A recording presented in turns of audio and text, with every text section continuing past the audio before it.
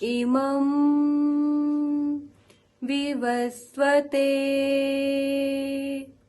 योगं प्रोक्तवान् व्ययम् विवस्वान् मनवे प्राह मनुरिक्ष्वाकवे ब्रवीत। गुरुदेव श्रीमद् भगवद गीता के इस चतुर्थ अध्याय ज्ञान योग के प्रथम श्लोक का भावार्थ समझाने की कृपा करें। श्रीमद् भगवद गीता के चौथे अध्याय ज्ञान योग के इस प्रथम श्लोक में भगवान श्री स्पष्ट करते हैं कि इमं विवस्वते योगम प्रोक्तवान हम व्ययम विवस्वना मनवे प्राह मनु ऋक्ष्वा कवे ब्रवीत। इसकी उद्धरण की बात कर रहे हैं। 3 अध्यायों में अलग अलग आयामों से अर्जुन के संदेहों को गिराने की चेष्टा की है। भगवान श्री ने उसको पाथ पर लाने का प्रयास किया है और इस बात को समझाने का प्रयास किया है कि सच्चा पुरुषार्थ और सच्चा धर्म और सच्चा कर्म क्या हो सकता है। वास्तविक मनुष्य किन उद्देश्यों के लिए धरती पर आता है और किन चीज़ों को उसको अपने जीवन में प्राथमिकता के साथ अंगीकार करना चाहिए, इस पर ध्यान फोकस किया है।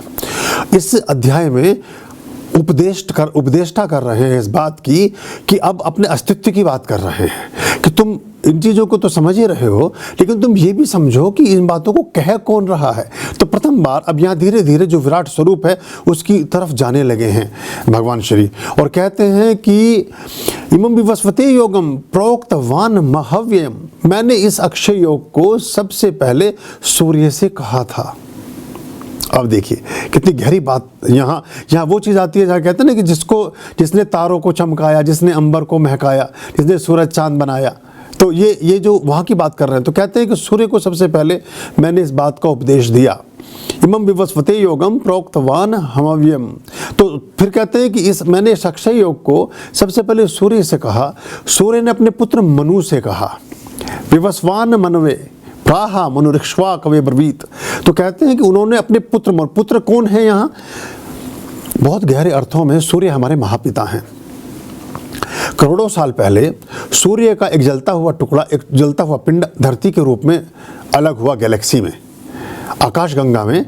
हम बहुत बड़ी जो आकाशगंगा, हमारी निकटतम आकाशगंगा में, ये आकाशगंगा ऐसी नहीं है जैसे हम देखते हैं।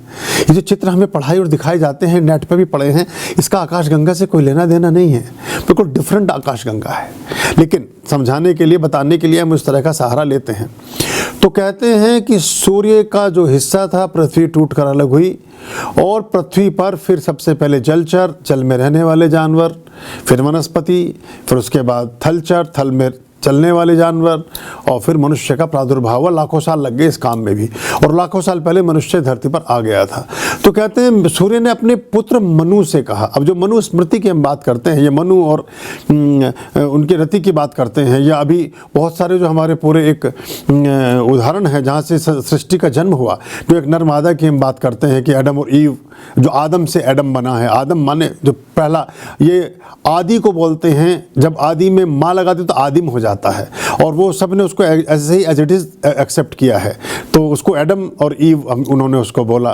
तो हमारे यहाँ शिव पार्वती या मनु, और जो हमारा पूरा एक मनुस्मृति से पूरा वो चलता है इस तरह से। और फिर वो कहते हैं कि मैंने इसको अपने पुत्र मनु को कहा, सीधे सीधे बोल रहे हैं। और फिर कहते हैं कि मनु ने अपने पुत्र इक्ष्वाकु से कहा, मनु ऋक्ष्वा कवे ब्रवीत।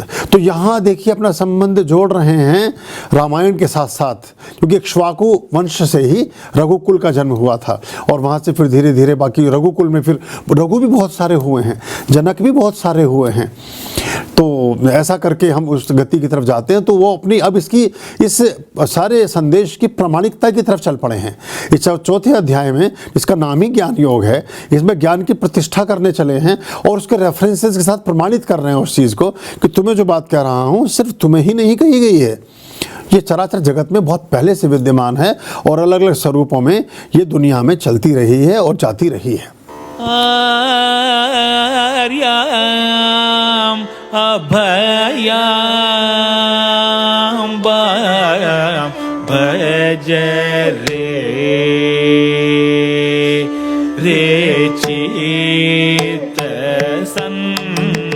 चित्तसन्ततं आर्याम् अभयाम्बां भज